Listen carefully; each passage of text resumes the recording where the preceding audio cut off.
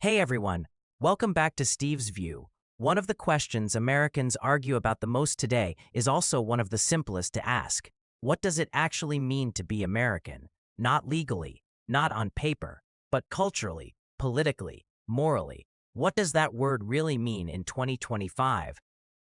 For a long time, Americans didn't need to ask this question so directly.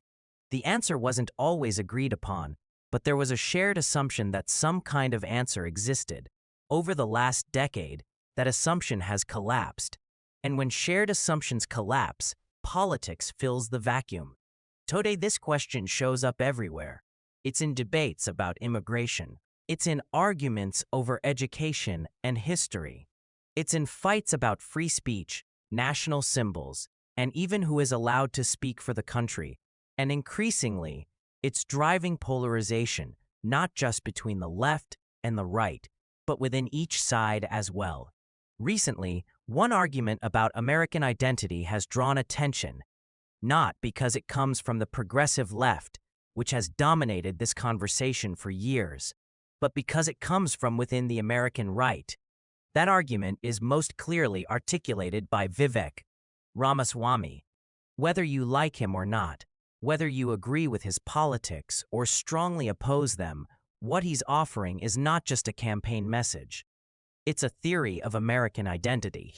And importantly, it's a theory that tries to reject two extremes at the same time: progressive identity politics on one end and ethnic or racial nationalism on the other. Today, I'm not here to persuade you to support him, oppose him, or vote for anyone at all. That's not the point. What I want to do is examine this idea seriously, because it's part of a much larger debate that will shape the future of American politics, regardless of who wins elections. At the core of Ramaswamy's argument is a very old claim, one that goes all the way back to the founding of the country. The claim is this: America is not a nation defined by blood, ancestry, or ethnicity. It is a nation defined by ideals. To be American is not about where your family came from, but about whether you genuinely believe in and commit to a shared set of civic principles, most importantly, those expressed in 1776 and later formalized in the Constitution. This idea has a name. It's called civic nationalism.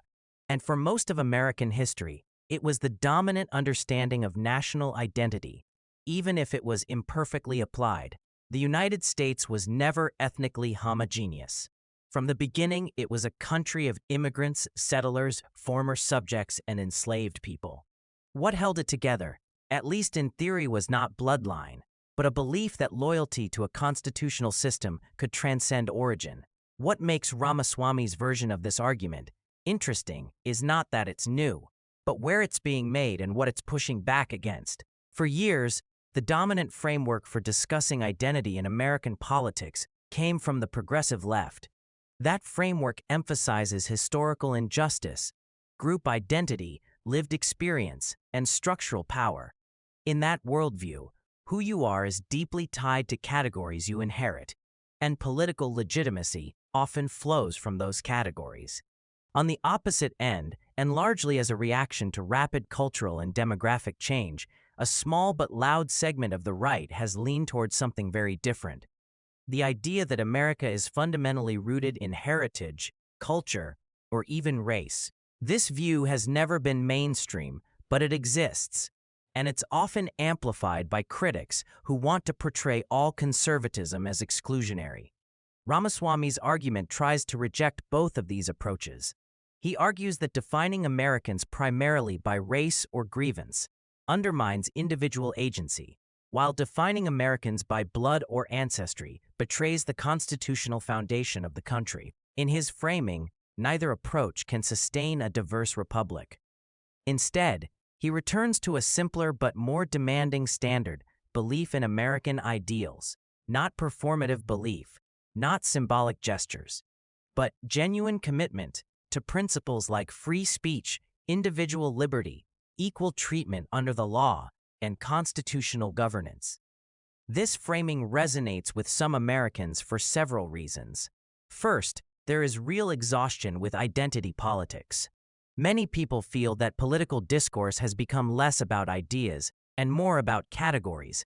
They're told explicitly or implicitly that their opinions carry more or less weight because of who they are, not because of what they argue. Ramaswamy's emphasis on ideals rather than identity pushes back against that logic. It asserts that citizenship is something you live out through belief and behavior, not something assigned at birth. Second, this argument speaks directly to immigrants and children of immigrants in a way that both extremes fail to do. If national identity is defined by ancestry, then immigrants can never fully belong, no matter how loyal or committed they are. If identity is defined primarily by historical grievance, immigrants inherit guilt or victimhood for events they had no role in. Civic nationalism offers a different answer. If you adopt the Constitution and the civic culture that flows from it, you are fully American. Period. That idea has deep roots in American history. It's why naturalization ceremonies emphasize allegiance to the Constitution rather than ethnicity. It's why civic education, at its best, focuses on institutions rather than identity. And it's why generations of immigrants embraced American patriotism, not as a betrayal of their heritage, but as an expansion of it. Third, this framework attempts to reclaim patriotism without exclusion. In recent years, patriotism has become politically radioactive. On the left, it's often treated with suspicion, associated with nationalism or oppression. On parts of the right, it can slide into cultural dominance or nostalgia. Ramaswamy's version of patriotism centers not on who America belongs to, but on what America stands for. That distinction matters.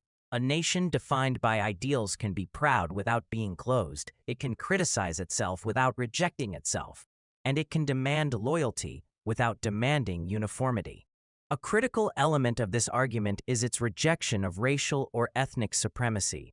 Ramaswamy explicitly distances himself from white nationalism and similar ideologies. He argues that any attempt to root American identity in race fundamentally contradicts the founding premise of the country. That's not a rhetorical flourish. It's a logical claim. A constitutional republic cannot be sustained if citizenship is contingent on ancestry. At the same time, he rejects the idea that America is primarily a story of oppression rather than aspiration. He doesn't deny historical injustice, but he refuses to reduce the national narrative to it. In his view, America's flaws are real, but they are meaningful precisely because the country claims ideals higher than its own history. Without those ideals, critique loses its standard. Free speech plays a central role in this framework. For Ramaswamy, free speech is not just a policy preference. It's a test of whether civic identity still exists. A nation defined by ideas must allow those ideas to be debated openly, fiercely, and without fear. That includes speech that is unpopular, offensive, or deeply uncomfortable. This is where his argument aligns closely with classical liberalism and early American constitutional thought. The First Amendment was never designed to protect polite consensus. It was designed to protect dissent. Once speech becomes conditional, once it depends on moral approval or political alignment, citizenship itself becomes conditional. That's a point worth taking seriously, regardless of party. When governments, institutions, or social movements decide who is allowed to speak, they are implicitly deciding who belongs. Now, to be fair, this framework is not without limitations. Shared belief in ideals does not automatically resolve material inequality, social distrust, or historical resentment. Civic identity can unify, but it cannot substitute for policy. Economic opportunity, public safety, education, and social mobility still matter, and they matter deeply. There's also the practical question of enforcement. What does it mean, in real terms, to believe in American ideals? Who decides whether someone meets that standard? How much disagreement is acceptable before belonging is questioned? These are not abstract concerns. They are exactly where identity frameworks, civic or otherwise, can be misused. Any definition of national identity, no matter how inclusive it sounds, can be weaponized. Civic nationalism can become a loyalty test if applied carelessly or cynically. History offers plenty of examples of ideals being invoked selectively, or even hypocritically. And yet, the fact that an idea can be misused does not make it meaningless. The question is whether Americans are willing to argue about these principles honestly, rather than abandoning the conversation altogether. This debate matters now because the United States is at a crossroads. A country built on ideas cannot survive if it no longer agrees on what those ideas mean. At the same time, a country of immigrants cannot survive if belonging is defined by blood or ancestry. The tension between diversity and cohesion is not going away. It has to be addressed. Ramaswamy's argument is one attempt among many to address it. It may not succeed. It may require refinement. It may ultimately be rejected by voters. But it reflects a deeper anxiety that spans political parties, the fear that Americans are losing a shared language for belonging. You don't have to support him to acknowledge that problem. And you don't have to accept his solution to recognize the danger of having no solution at all. The real question is not whether one politician is right. The real question is whether the United States can still define itself around shared civic ideals without erasing difference and without surrendering cohesion. That answer won't come from a campaign. It will come from how Americans choose to argue, disagree, and live together. And that conversation is far from over.